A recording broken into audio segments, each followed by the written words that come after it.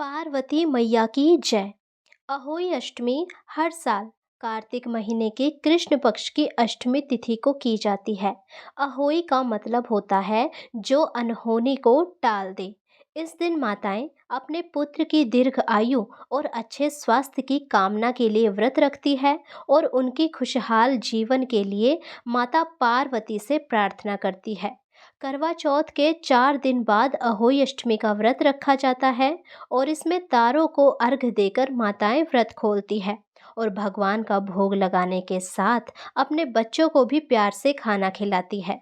अहोई अष्टमी के दिन गोवर्धन में राधा कुंड में स्नान किए जाने की भी परंपरा चली आ रही है। तो आइए जानते हैं कि ये पावन संतान का व्रत हमें कब करना है। अहोई अष्टमी इस साल 24 अक्टूबर को मनाई जाएगी। अहोई अष्टमी का व्रत माताएं कार्तिक कृष्ण अष्टमी तिथि को रखती है और इस साल यह तिथि 24 अक्टूबर को सुबह 1:18 पर शुरू होगी और 25 अक्टूबर को सुबह 1:58 पर समाप्त होगी। उदया तिथि की मान्यता के अनुसार अहोई अष्टमी का व्रत 24 अक्टूबर को ही रखा जाएगा।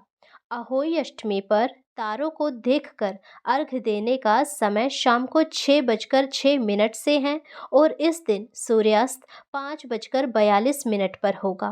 माताएं अहोई अष्टमी पर तारों को जल चढ़ाने के बाद पूजा करती है और उसके गुड़ के बने पुए से चंद्रमा का भोग लगाकर स्वयं भी उसी से व्रत खोलती है और बच्चों को भी वह पुए प्रसाद के रूप में खिलाती है। अहोई अष्टमी व्रत का महत्व बहुत खास माना जाता है क्योंकि माता के लिए अपने बच्चे बहुत प्रिय होते हैं और इस व्रत को करने से आपकी संतान खुशहाल होने के साथ ही दीर्घ आयु भी होती है। उन पर आने वाली सभी विपदा सभी समस्याएं दूर हो जाती है। हर प्रकार के रोगों से उनकी रक्षा होती है और स्याऊ माता बच्चों का भाग्य बनाती है और उनको हर बुरी नज़र से बचाती है। इस व्रत को करने से आपके घर में सुख समृद्धि बढ़ती है और आपके घर में बच्चे खूब आगे बढ़ते हैं, तरक्की करते हैं। यह व्रत सूर्य उदय से लेकर सूर्य अस्त तक रखा जाता है और बिना अन्न जल ग्रहण तारों को जल अर्पित करने के बाद यह व्रत खोला जाता है। बाकी सबकी अपनी अपनी रीति होती है। जैसी भी आपकी रीति हो आप उस अनुसार इस व्रत को कर सकते हैं।